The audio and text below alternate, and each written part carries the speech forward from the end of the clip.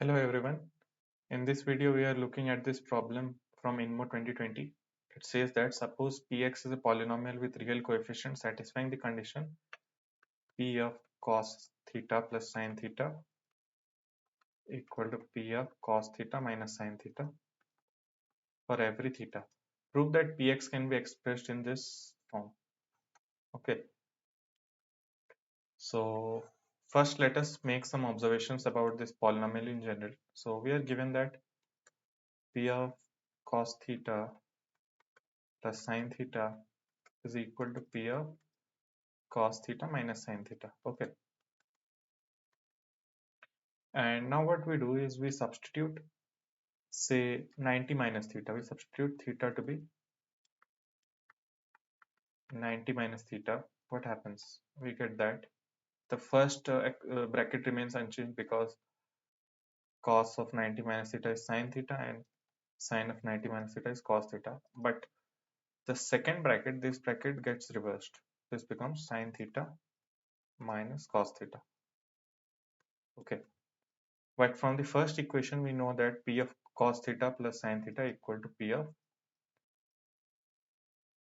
cos theta minus sin theta. Okay, so finally we get this relation that P of cos theta minus sin theta is equal to P of sin theta minus cos theta. Okay, now you must be knowing that cos minus sin, for abbreviation I am writing C minus S. This goes from minus of square root of 2 to plus square root of 2. We can easily prove this. Suppose we write cos theta minus sin theta equal to 1 by root 2 times cos minus 1 by root 2 times sin whole into root 2, and this we can easily evaluate as cos of 45 plus theta plus 45 degree, okay, into root 2, and we know that this function goes from minus 1 to 1, so root 2 times that goes from minus root 2 to root 2. Okay, so this was a short proof that it goes from minus root 2 to root 2. So we can say that because this relation holds and all the internal values from minus root 2 to root 2 are taken, we can say that we can make the general statement that P of x equal to P of minus x, because see, these two are negatives of each other. P of x equal to P of minus x for x belongs to minus root 2 to square plus square root of 2. Okay, so now this immediately gives that P must contain only even terms. What I mean is that suppose we write Px equal to, suppose we write an x to the power n plus an minus 1 x to the power n minus 1 and so on, a1 x plus a naught, then all of these odd terms will cancel. This basically we can conclude that a1 equal to a3 equal to 0. All the odd terms are 0. Why is that so? Because we get that P of x equal to P of minus x. From this, suppose we try to manipulate this, we get that. What is P of x? We can write P of x to be summation of a n x power n. Okay, and P of minus x is a n minus x power n, which is basically minus 1 to the power n a n x power n summation. Okay, so basically if P of x equal to P of minus x, this forces that all the odd terms cancel out, or basically we can say that, suppose I write this a naught plus a1x plus a2x square and so on equal to, here also a naught, but in the odd term all the terms will be negative, plus minus, so it would be a2x square and so on. Basically all these terms cancel out and we can say that a polynomial is created. which contains only odd terms. So basically, this implies that a1x plus a3x cube plus up to dot dot dot, or how many terms are there, this becomes 0. And notice that this is a polynomial which has roots. This has roots.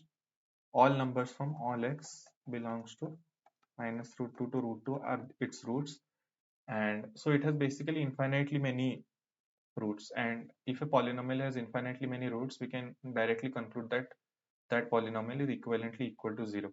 So this basically forces a1 equal to a3 equal to up to dot dot equal to 0. Okay, so now coming back, what is left in our polynomial?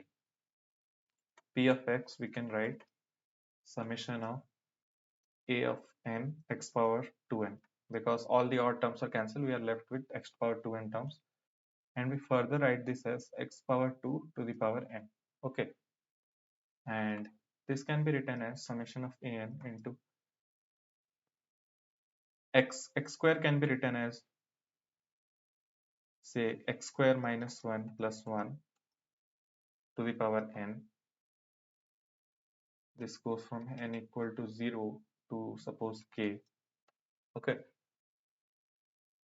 so this is a polynomial, and we can expand this, and notice that this basically becomes this whole expansion basically becomes x square minus 1 to the power n plus nc1 x square minus 1 to the power n minus n 1, and so on, something like this. And notice that all of these are terms in this polynomial itself.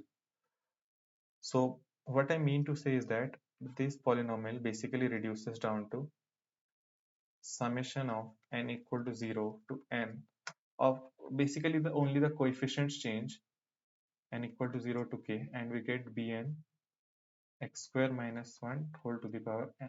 For a concrete example, let us suppose we are considering x square minus 1 whole to the power 4. What does this x square to the power 4 suppose? So what does this become? X square minus 1 whole to the power plus 1 whole to the power 4, and we can expand this as x square minus 1 to the power 4 plus 4c1 x square minus 1 cube, and so on. And notice that all of these terms, all of the other terms are also x square minus 1 terms. So basically this whole expression becomes, sorry, this whole expression reduces down to a equation of this form. Okay, so now we have got that our polynomial, which we are denoting as p of x, is summation of n equal to 0 to k of bn x square minus 1 whole to the power n. We are very close to the problem. So what were we asked to prove? We are asked to prove that only the even terms of the polynomial which we have got remain, because x square minus, suppose all the odd terms cancel. Okay, what do we mean by all odd terms is, this basically is an expression of the form b naught plus b1 times x square minus 1 plus b2 times x square minus 1 the whole square plus up to dot dot dot. And suppose all of these odd terms cancel out. If I write another term, if all of these terms cancel out, then notice that we can just write x square minus 1 whole square as 1 minus x square whole square. And if only the even terms are left, that is what is exactly there in the problem. Okay, so we need to prove that all the odd terms will vanish. So how do we do that? We again go back to our original condition given in the question. So we are given that p of sine plus cos, cos plus sine is equal to p of cos minus sine. Okay, we put it here. First, let us try to compute what is p of cos plus sine. This is basically summation of n equal to 0 to k bn times, we put cos plus sine here, so we get cos square plus sine square plus 2 cos sine minus 1 whole to the power n. And notice that sine square plus cos square is 1, so these both terms cancel. And if we put p of cos minus sine, this basically becomes summation of n equal to 0 to k. This is p of cos plus sine. P of cos minus sine becomes Bn times cos square plus sine square minus 2 sine cos minus 1, and again these two terms cancel out, so this is minus 2 times sine cos whole to the power n. And again we can do a similar procedure. So basically we know that range of basically 2 sine theta cos theta goes from -1 to 1, and so we can basically replace here x, and we can say that, notice that p of cos plus sine equal to p of cos minus sine reduces down to summation of n equal to 0 to k pn 2 sine cos to the power n equal to summation of n equal to 0 to k bn minus 2 sine cos to the power n. And from this again we can write this down as we have done earlier as bn x power n equal to summation of n equal to 0 to k bn minus 1 to the power n x power n. And I had shown earlier, then in such cases all the odd terms cancel out. Okay, so only the even terms here will remain. So p of x can be further reduced down to all the even terms will remain. How? Just I had proved some minutes earlier that if p of x equal to p of minus x, then all the odd terms cancel out. Basically, this is an expression to show that p of x equal to p of minus x. Okay, so all the odd terms cancel out. So our polynomial, which is p of x, can be written down as summation of bn times x square minus 1 whole to the power 2n. This will become b of 2n actually, and equal to 0 to k by 2, because earlier it was k, so now it will become k by 2, ceiling or something like this. Okay,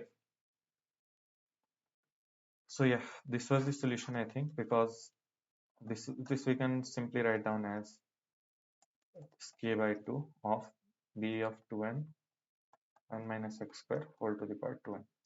And this was exactly what we were needed to prove. Okay, this was the solution. Thanks.